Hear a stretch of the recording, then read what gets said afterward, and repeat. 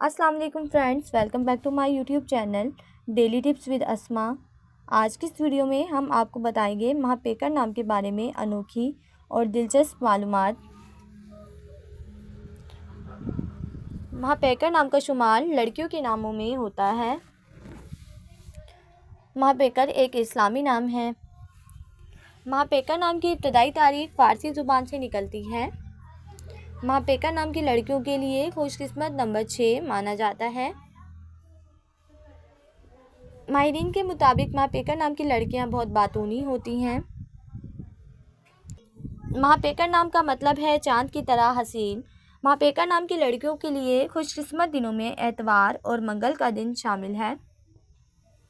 महापेकर नाम के अफराद के लिए मुवाफिक रंगों में हल्का सब्ज, सुर्ख और जंगनुमा रंग शामिल है। महापेकर नाम के अफराद के लिए मुवाफिक खतरों में पुखराज पत्थर शामिल है। खुशकिस्मती वाली धातों में हिंसों के हिसाब से तांबा और चांदी शामिल है। फ्रेंड्स, अगर आप अपने नाम का मतलब जानना चाहते हैं तो कमेंट बॉक्स में अपना नाम लिखें। इंशाल्लाह हम आपके नाम की वीडियो ज़रूर बनाएंगे। Thanks for watching. अल्लाह हाफिज़।